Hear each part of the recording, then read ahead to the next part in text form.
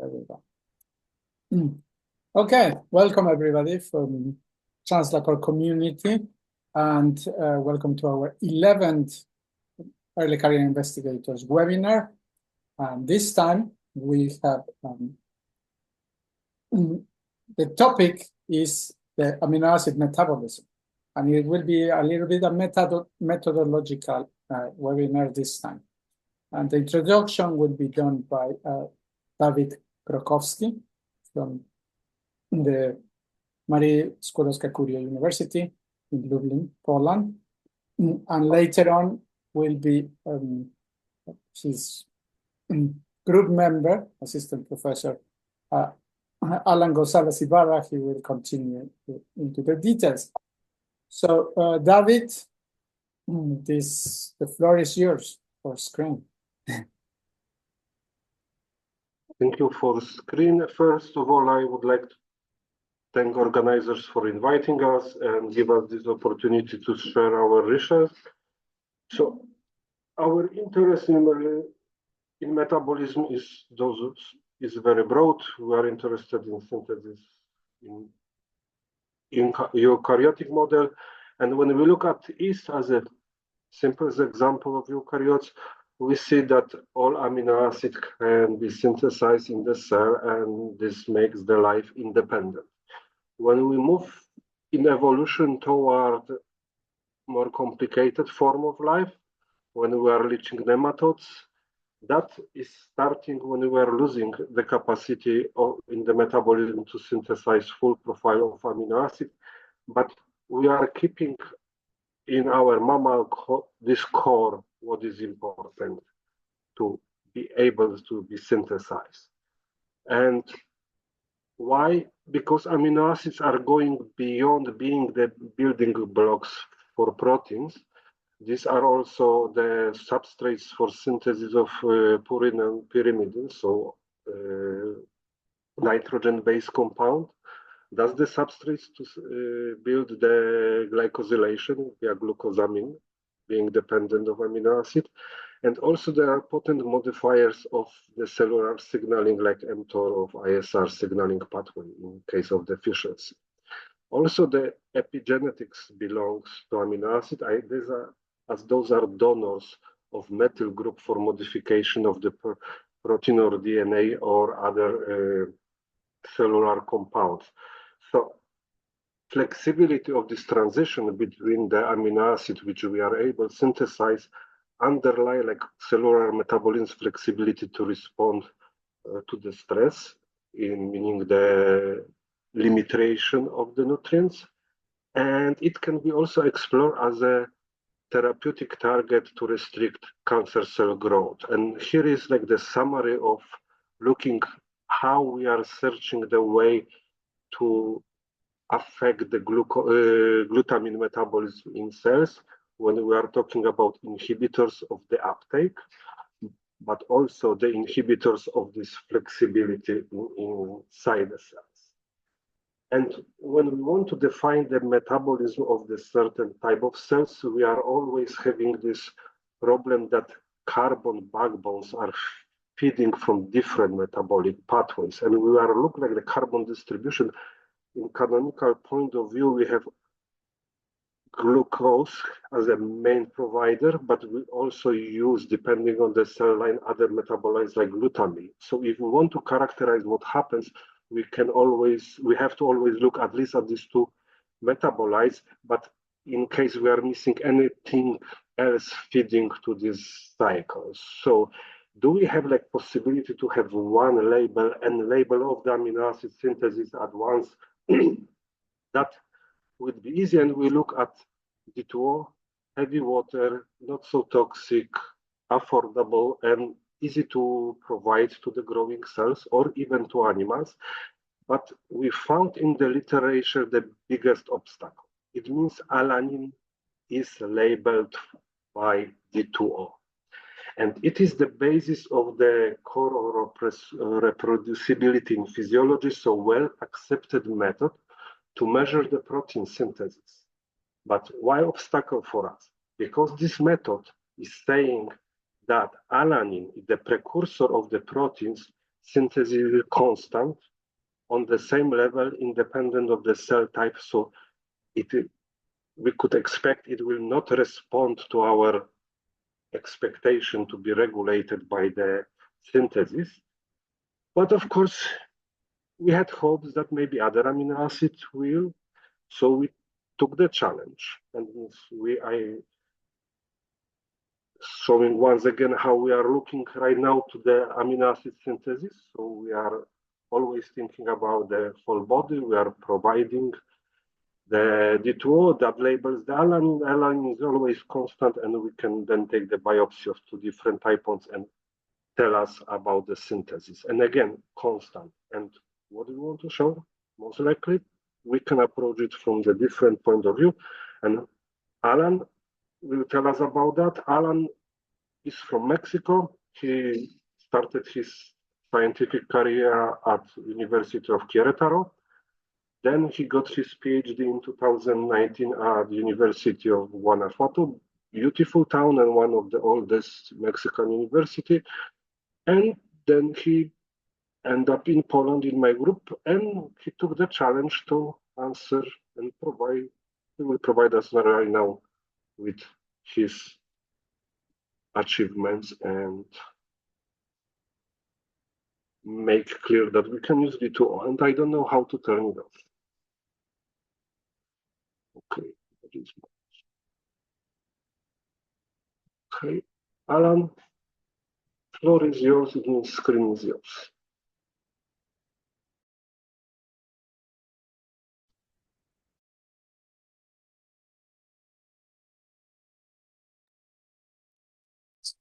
Hello, okay. Let me start to share my screen.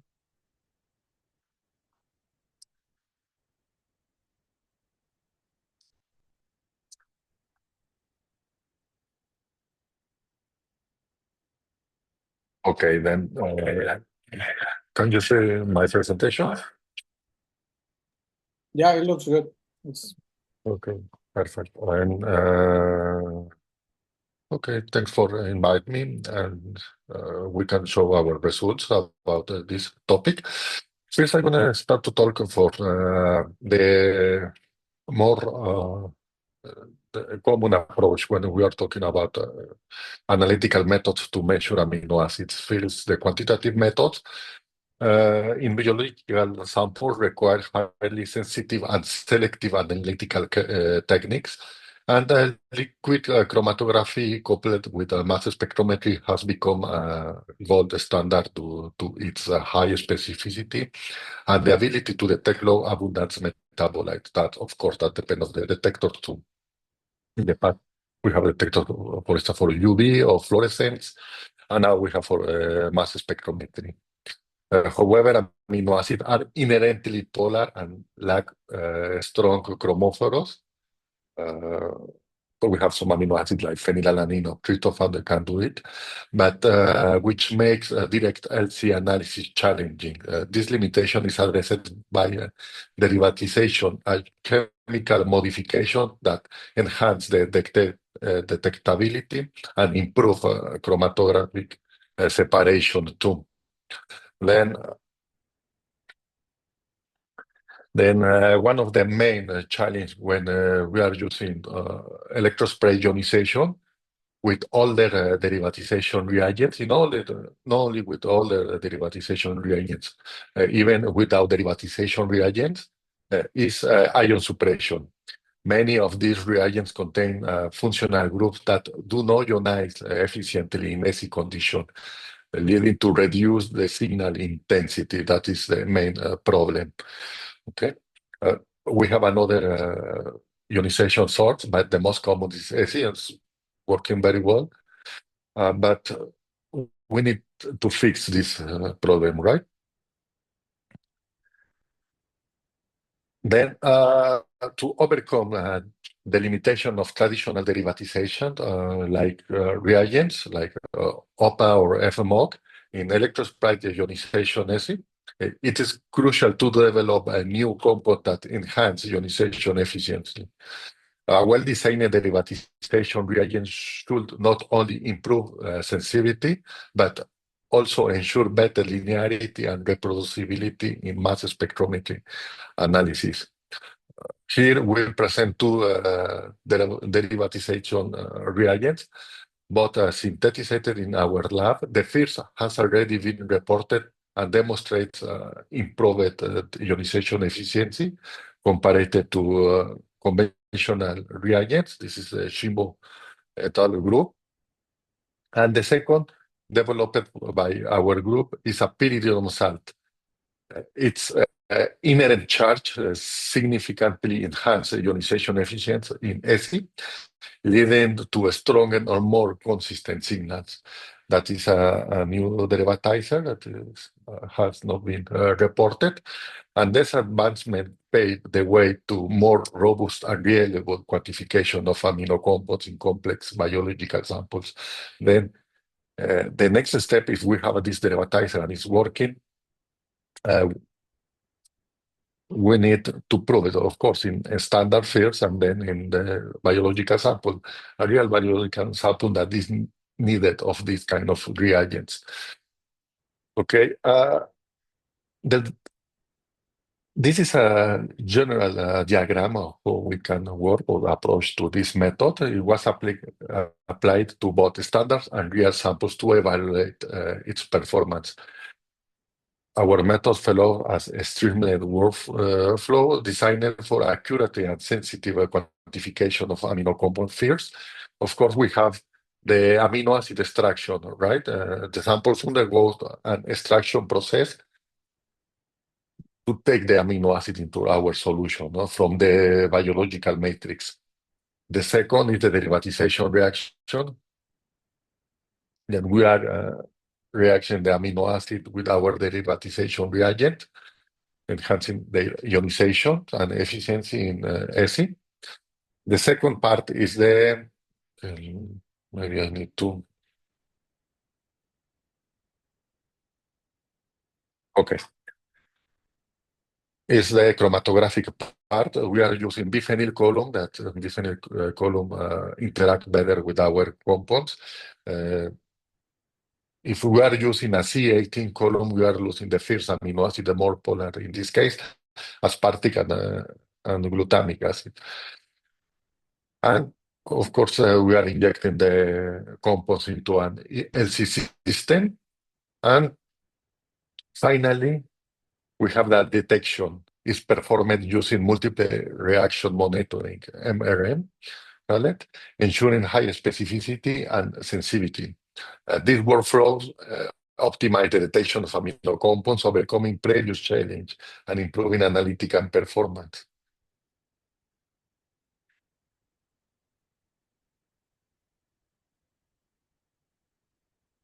Okay. Here I present key results of our derivatization strategy, highlights its efficiency and advantage. First, I have the mechanism of reaction for the derivatization. The reaction scheme illustrates how amino acids react with our pyridinium salt. The second is the chromatographic separation, the chromatogram. The chromatogram displays the detected amino acids, confirming their successful derivatization. Of course, we did calibration curve. These calibration curves were constructed for quantification, covering a dynamic range from 0.05 to 2.5 nanomoles per milliliter. And the third is the stable isotope labeling in the right, this small peak we have in the right side. As an example, we show a proline derivatized with both the light and heavy version of our reagent. A key advantage of our pyridinium salt synthesis is the ability to introduce stable isotopes. In this case, the use of methyl iodide with 3 deuteriums enable us to add isotopic labeling. That works very well. And this allows the light derivatization reagent to be used for samples and standard, while the heavy derivatization reagent serves as a partial internal standard. I say it's partial. because it's only to avoid this bias caused for ion suppression. Okay, because that is how this approach helps to correct this effect, enhancing quantification accuracy. Then, okay. Okay, then we start with the promise to have low detection limits. To assess the applicability of our derivatization method in 3D cell culture models, we quantify amino acids in this kind of cells in the way of 3D cell, 3D culture, spheroid. The goal was to determine the minimum number of spheroids required for a reliable quantification. Of course, in the past, we used APDS, the other derivatizer, to do the same experiment. If we needed 200 spheroids to do the quantification reliable. In this case, we analyzed samples containing 6, 12, 24, 48, and 96 spheroids. And our results indicate that the method provides consistent and reliable quantification starting from 24 spheroids, ensuring robust analytical confidence.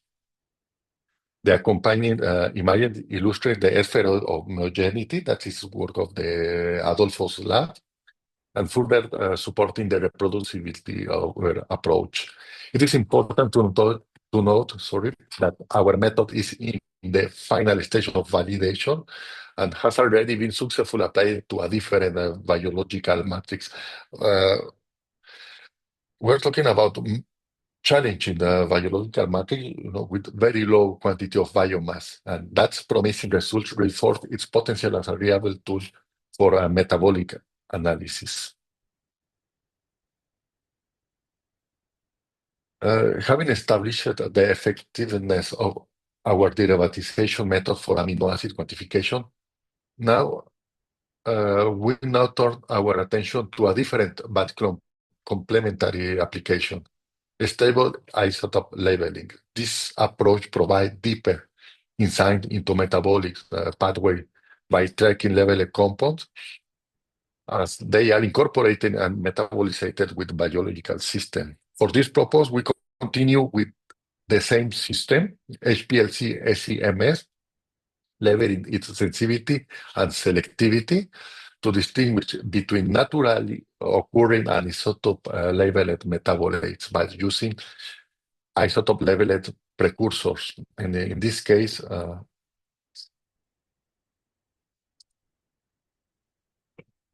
we are using APDS, like a derivatizer.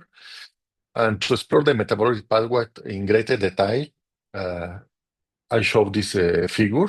This approach allows us to track isotope incorporation at a high level of precision, okay? Taking into account our technique is not isotopic dilution, right? And first, figure A illustrates the different isotopologues of alanine on their derivatization with IPDS. Then, this is, let me share, is this, all different precursors. And then, finally, we have the fragmentation in the collision cell. And that fragmentation produces the same reporter fragment for all the isotopologues in amino acids and polyamines too. These shared fragments serve as reliable marker for assessing the isotopic distribution of the derivatized molecule. Okay. In the chromatogram here, I display the mRNA transition for each isotopologue of alanine extracted from meth cell exposed to uniform labeled heavy glucose. And you can see here the data revealed that N+3 isotopologue derivated from glycolysis. I mean, where 3 carbons of glucose are incorporated into alanine, show a significantly higher intensity than the other labeled isotopologues. Of course, except the main isotopologue is N+0, meaning in color blue, but the N+3, you can see it, is in color red, has higher intensity than the others. Then, to continue in the same line, this table presents experimental and theoretical relative intensity of the N+1 isotope for various amino acid analyzed using our previous described strategy. Okay, I want to call your attention in the column RA, where this column shows for more of the amino acid, the experimental values are close to the expected 100%. We are comparing the theoretical against the experimental. However, we have exceptions occurring with amino acid that undergoes double derivatization. This amino acid has two amines groups. This derivatizer react with amines groups, such as lysine. You can see it here. We have close to the 200%. Okay. Similar behavior will be observed later for polyamines, putrescine, spermidine, which also contain multiple amino groups and therefore undergo multiple derivatization. Okay, the results validate the method's robustness, while also highlights the specific cases where deviation arises due to multiple derivatization sites.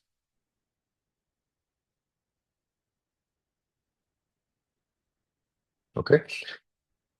Then when we're working with the stable isotope labeled substrate, we have multiple options. Well, maybe not a lot, but we have options. However, that isotopically labeled compounds are not always available, or they may not be suitable for all the biological system. Maybe one substrate is working for one biological system, but not for the others. Then, David introduced this topic, why consider deuterium labeling? First,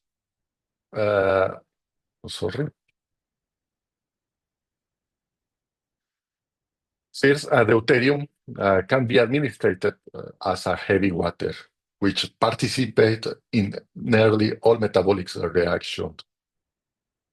Unlike another labeled substrate, D2O is universally incorporated to metabolic reaction, make it a versatile tracer. But we have a limitation. A key limitation is toxicity. High concentration of D2O can disrupt cellular functions. To minimize this effect, we typically use low concentration. I'm talking about 5 to up to 20% in our experiments. Then what are the implications of deuterium labeling? The mathematical implication of deuterium labeling. Okay, I want only to stress two equations. The number 2 that illustrate that the probability of isotope incorporation into a given metabolite is directly proportional to the concentration of deuterium in the system. This result is in a linear correlation between deuterium concentration and the relative intensity of the isotope N+1. Since now, when I am talking enrichment deuterium, maybe I'm going to be talking about the N+1 isotope. However, the other is the equation number 5. Then when a metabolic pathway or reaction involves multiple hydrogen or deuterium exchange step, the labeling pattern becomes more complex. Then the equation number 5 demonstrates that in some cases, measuring only N+2 isotope result and in a nonlinear curve rather than a simple linear gradation.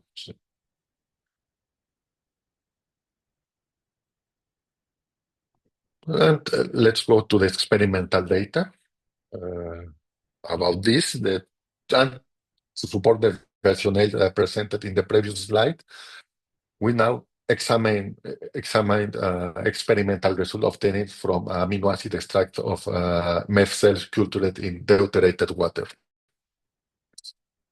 In the left, the diagram illustrates the proposed reaction mechanisms for alanine formation in glucolysis under deuterated condition. Of course, like I said in the past, if the system were exposed to 100% of heavy water, alanine would theoretically incorporate 4 deuteriums due to hydrogen exchange occurring during its biosynthesis, right? But we have no 100%. That is the thing.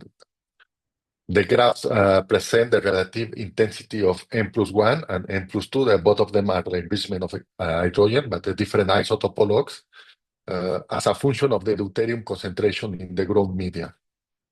Okay, the first, the N+1, like we saw in the equation number 2, show a linear correlation between deuterium concentration and the intensity of the isotopologue N+1 as expected. Okay, but for the N+2 isotopologue, the graph exhibits a nonlinear curve, confirming that when multiple deuterium incorporation events occur with a metabolic pathway, the labeling pattern deviated from the linearity. But we have another case when the second isotopologue, in this case, the N+2, is still aligned. In this case, serine is synthesized from glycolytic intermediates, incorporated a single deuterium exchange.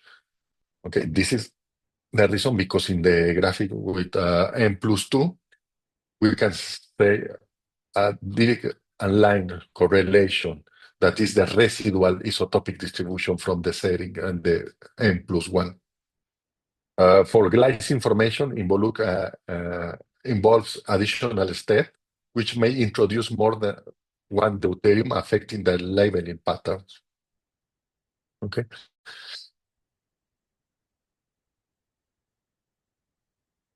I continue. And I thought BCAs, leucine, isoleucine, and valine, are not synthesized de novo by mammalian cells.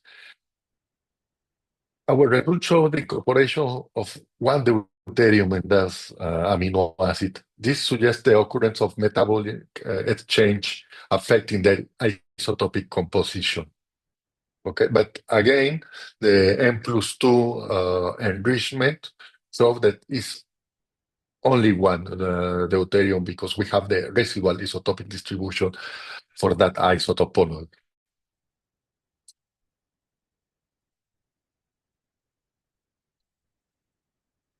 Okay. For sure, we can notice too the difference between leucine, isoleucine, and valine, because leucine and isoleucine exhibit similar slopes. We can see it, and indicated comparable exchange dynamics. Valines show a distinctively different slope, suggesting unique metabolic handling or utilization compared to the others two BCAs. That difference may reflect different metabolic turnover or involvement in specific exchange reactions. We will revisit these findings later to explore their significance in greater detail.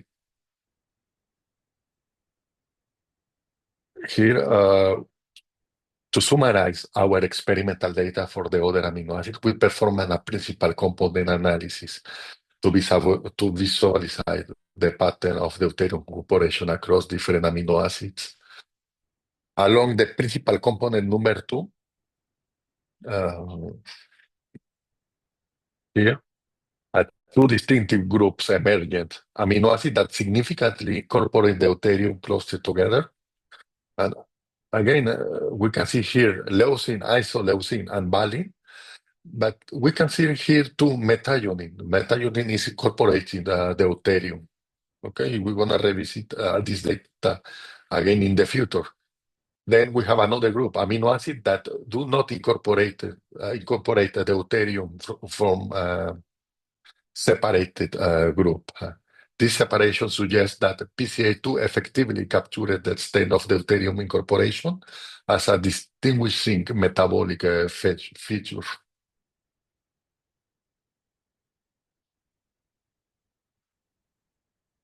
Okay, to understand the amino acid biosynthesis under isotopic labeled condition, we present a metabolic pathway diagram illustrating the flow of heavy carbon 13C from uniformly level glucose.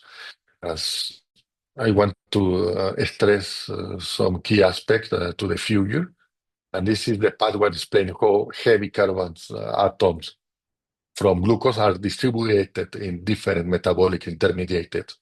Okay, the labeled carbons are incorporated through glycolysis, the TCA cycle, and not transamination reaction, sorry, ultimately leading to the biosynthesis of a specific amino acid. The diagram provides a reference framework to understanding the 13C incorporation patterns observed in our experimental data. Right? Now, again, I said in this diagram, we can understand this graphic that we present experimental isotopic distribution data for alanine, serine, and glycine under two different level conditions. First, I am showing first one condition where is 13C coming from heavy glucose. Okay, alanine and serine predominantly exhibit the M+3 isotopology, indicating directed labeling from glycolysis derivated intermediates. We can return to the graphic. We can see it here. Here, alanine +3, serine +3, and glycine +2. We return to our results. So again, +3 with the time, +3, sorry, and +2. The second approach is coming when we tried with deuterium in the growth media. The second set of graphic displays the same amino acid, but now labeled with deuterium coming from heavy water we put in the growth media. And the labeling patterns mirror those observed with 13C incorporation, reinforcing the biosynthetic relation between those amino acids. This agreement between heavy glucose labeling and deuterium labeling confirms that expected metabolic flow and supporting the proposed pathway from serine and glycine. But the most important, allow us to see that deuterium labeling is working for this purpose.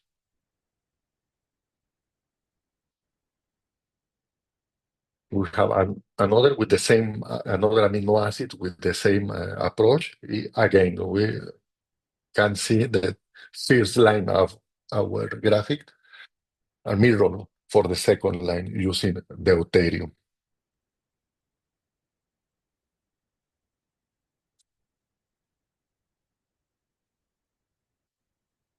Okay, now let's talk about another kind of reaction that don't involve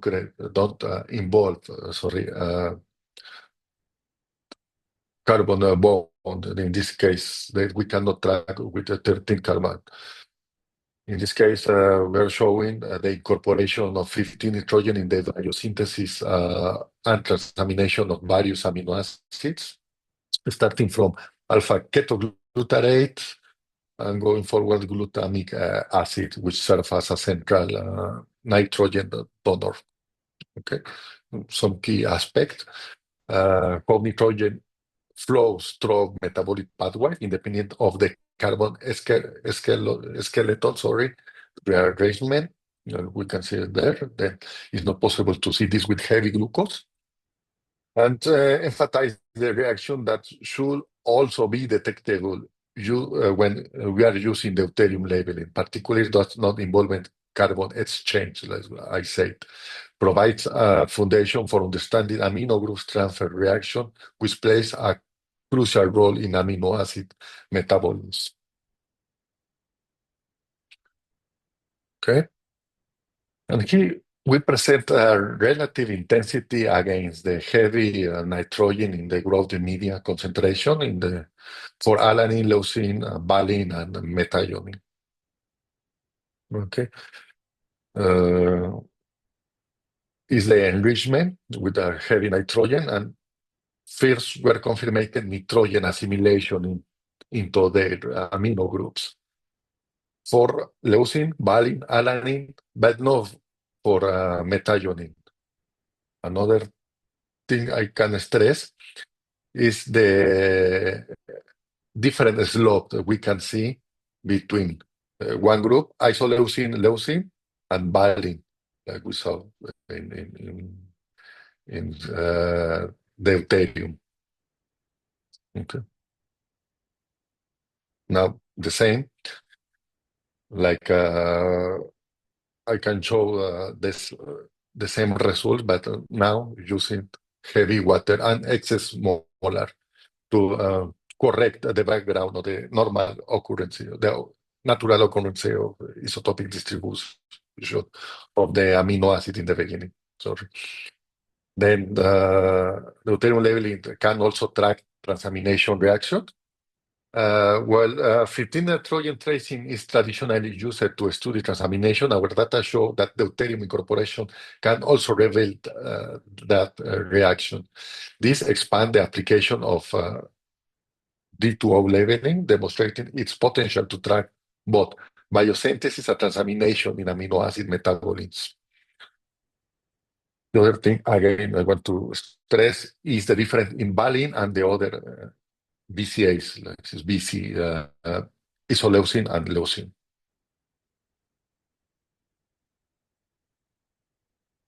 Okay, to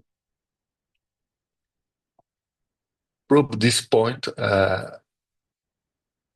first I want to illustrate the metabolic impact of VT2 in an inhibitor of branched chain of keto acid dehydrogenase kinase, which regulate the BCKDH activity. How is this mechanism? We can see it, in this figure. When the VCKD phosphorylates and inactivate the VCKDH, reducing the conversion of VCKH, the keto acids, into their downstream metabolites. Then, what we are expecting in the experimental results. First, we can see that the enrichment of deuterium decrease upon VT2 treatment, indicating a shift in the isotopic distribution. This agrees with the theoretical prediction, as BCAs are increasing converted into keto acids, leading to a reduced labeling signal in the amino acid pool. This is we can think in this like in the principle, Le Chatelier principle, right? Now, like I stressed in the past, we have the same thing like in the VCAs for methionine. It's not synthesized de novo, but something is happening there that we have the integration in the molecule of deuterium, but not for nitrogen. Then, in this case, we use methionine, heavy methionine.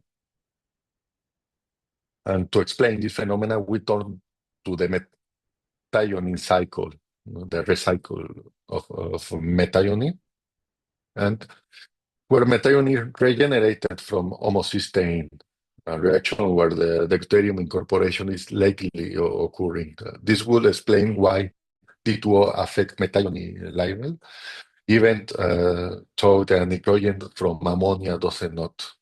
Okay. In this graph, I am comparing the three isotopologues, M plus 1 and M plus too. That, of course, when we are using deuterium and H2O, this is because the deuterium is in low concentration. We can see more or less the same. The main, isotopology is M.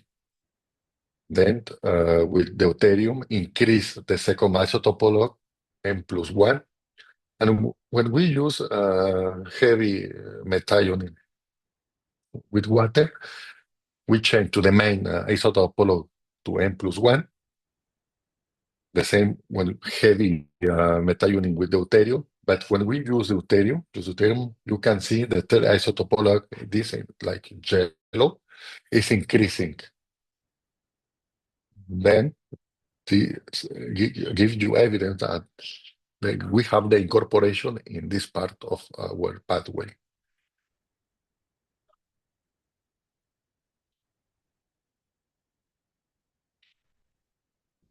Now we are still evaluating our method and finding, doing findings. And here present two key figures to illustrate the impact of the chemical inhibitor on amino acid synthesis.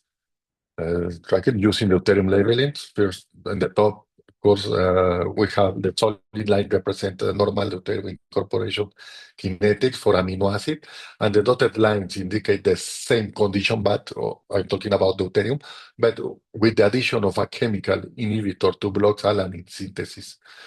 Alanine synthesis is clearly inhibited, showing a dramatic decrease in the kinetic curve, and you can see in the figure down, we have the same behavior when we are doing quantification analysis, quantitative analysis. And glutamic acid remains unaffected, only to confirm that this synthesis pathway does not involve that inhibitor reaction. And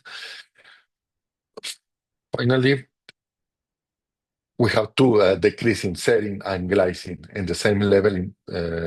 We have the same behavior in serine and glycine in our experiment when we are quantifying amino acids.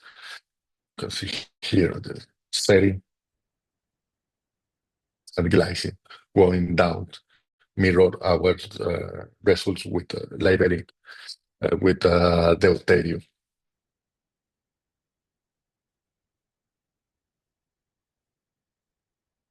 Okay, here we want to illustrate the effect of DFMO, an inhibitor of ornithine descarboxylase, which catalyzes the conversion of ornithine to putrescine, a key step in polyamine synthesis.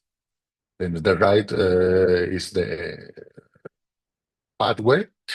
The whole DFMO inhibits ODC, preventing the formation of putrescine and subsequently affecting polyamine metabolism. And in the left, we have the kinetic curves display the synthesis of several some amino acids and polyamines under deuterium labeling, plus the inhibitor when the line is dotted. Okay, putrescine and spermidine synthesis are clearly inhibited, as seen by the reduced labeling and incorporation of deuterium.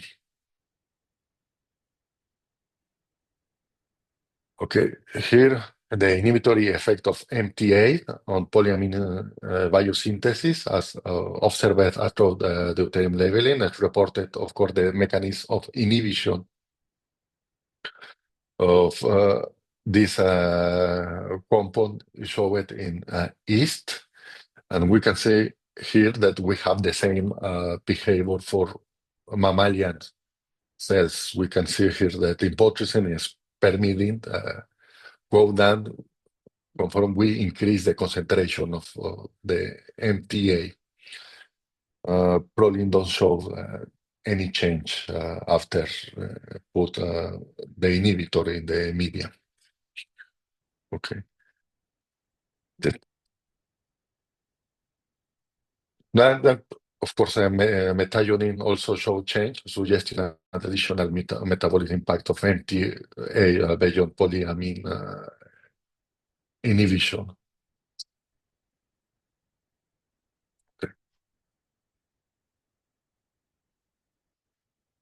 Okay, then we start to use the another model, a biological model that where Gao and Krukowski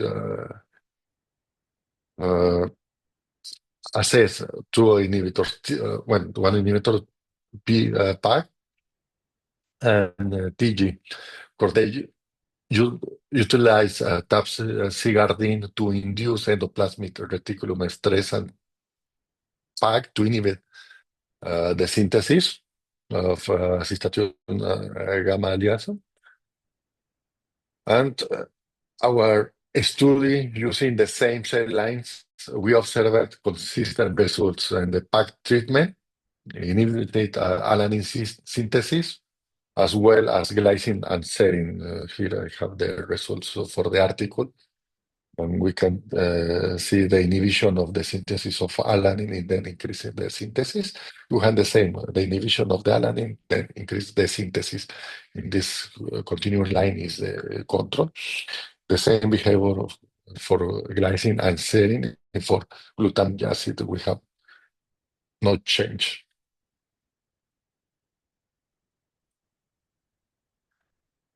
Then we have the effect of glutamine starvation amino acid synthesis.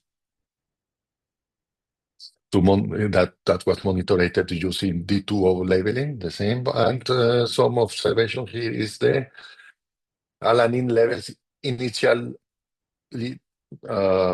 increase, likely due to enhanced glycolytic flux and compensatory transamination reaction.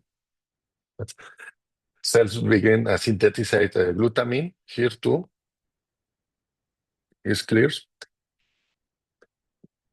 And it's a precursor glutamic acid here as a compensatory mechanism to maintain nitrogen balance and support anabolic process. We have another behavior for proline.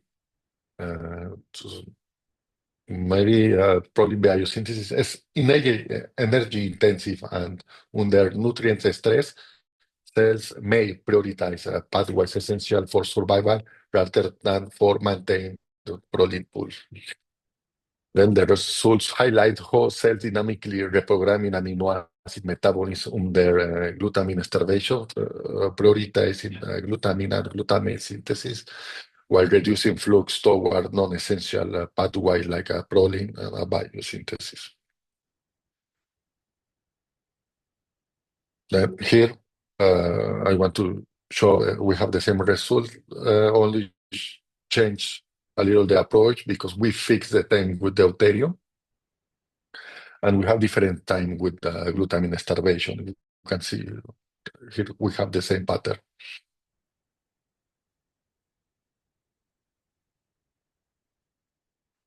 And here plus we do the quantitative analysis for these amino acids, and we can see that we have two groups. One when we have a decreasing of the concentration over time for alanine, asparagine, aspartic acid, glutamic acid, glutamine. There is even no quantitative. The reason is because we have the cells under glutamine starvation, that is natural, and the accumulation of some amino acids. Mainly, we can put attention on isoleucine, leucine, methionine, plus phenylalanine, tryptophan, tyrosine, of course, valine. The accumulation of these amino acids may be linked to the amino acid transport regulation under starvation condition. We know glutamine plays a key role in amino acid transport, particularly in SLC family transported, that facilitate the exchange of intracellular and extracellular amino acids. Of course, we can see this here, right, with the graphic of glutamine.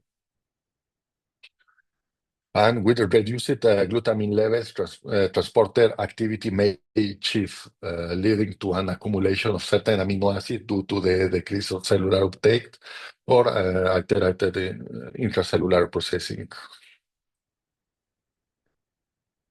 Okay, sorry.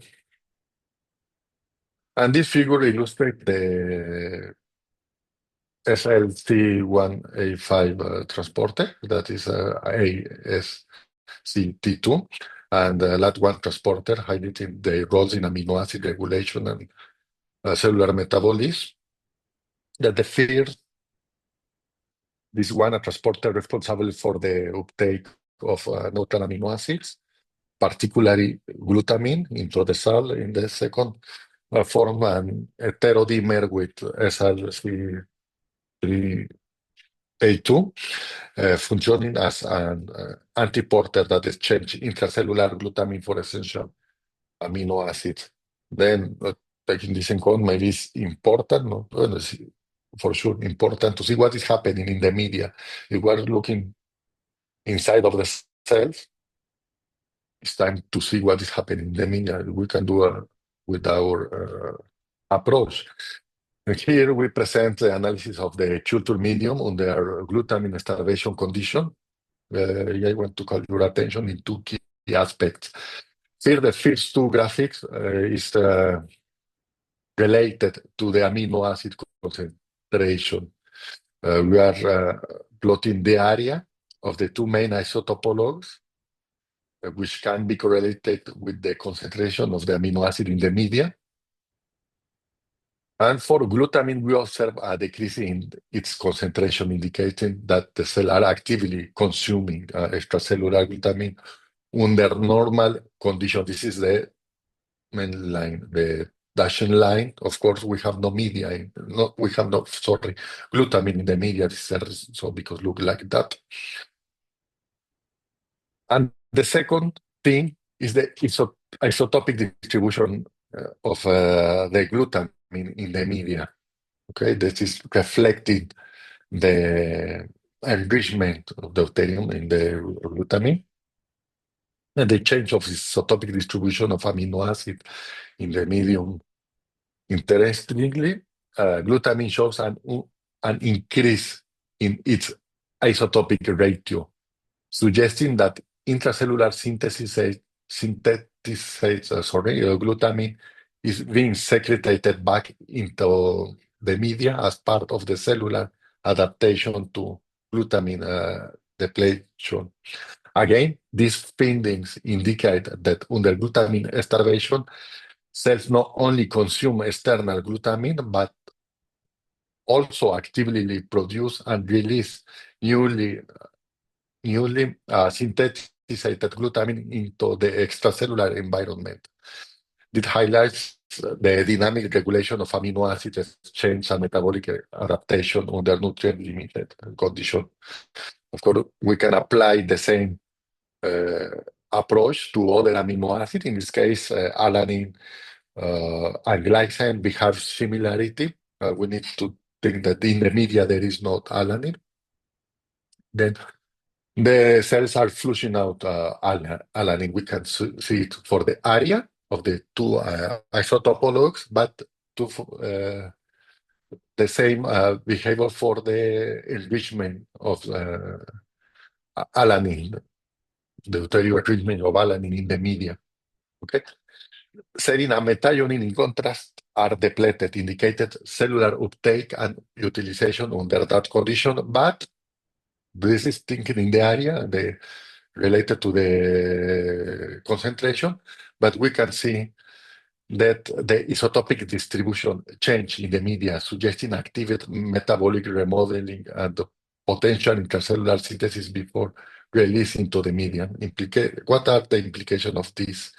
Okay, the release of alanine and glycine into the media suggests that this amino acid may serve as a byproduct of metabolic adaptation to starvation, and the depletion of serine and methionine highlights the importance in cellular biosynthetic process, possibly linked to a compensatory mechanism under glutamine starvation.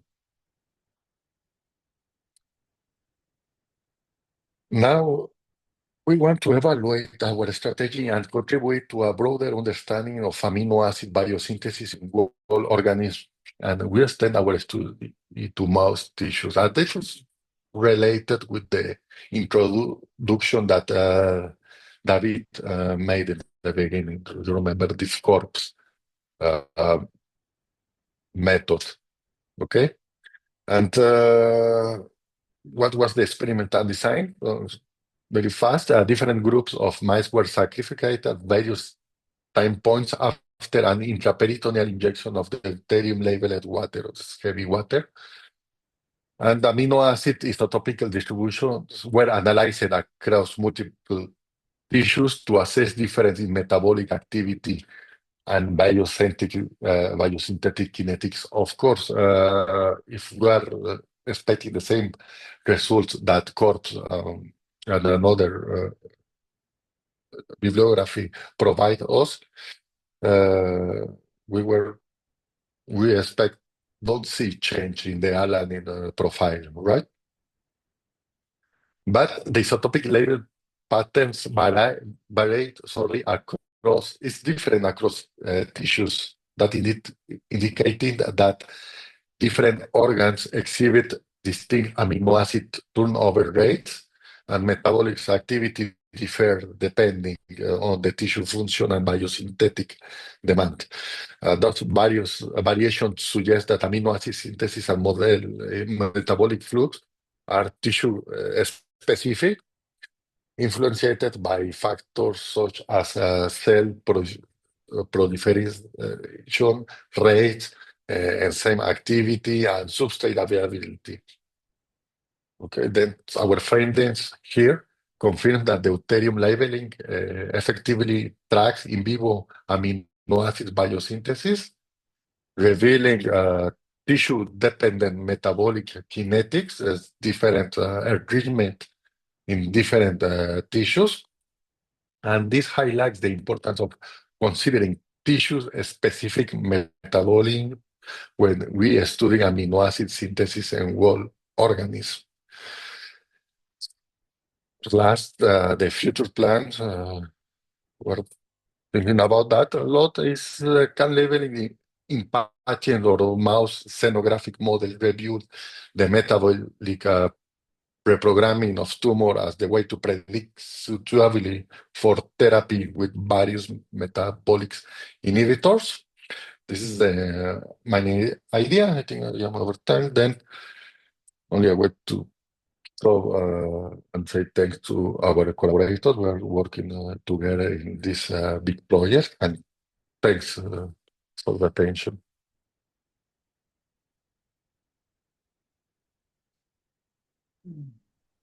Okay, thanks, Alan, for such a detailed explanation. Is anybody has any questions to Alan or David? If he's still there, David.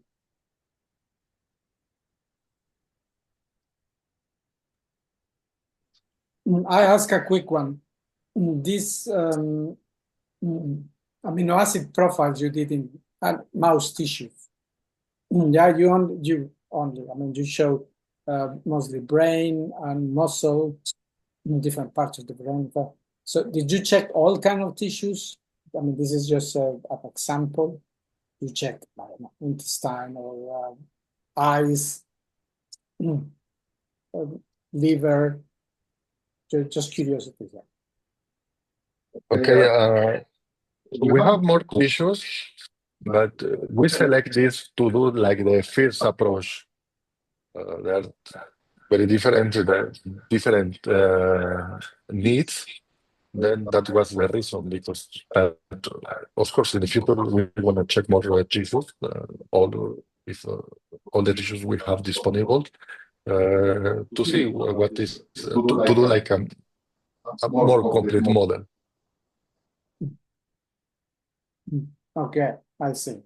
Okay. I mean, I see that, for example, in muscle you have very high alanine compared with and lower glutamine, so you have an internal standard almost between them. So it's not that they have all amino acids higher than other the tissues you showed, I mean, cortex, hippocampus, etc.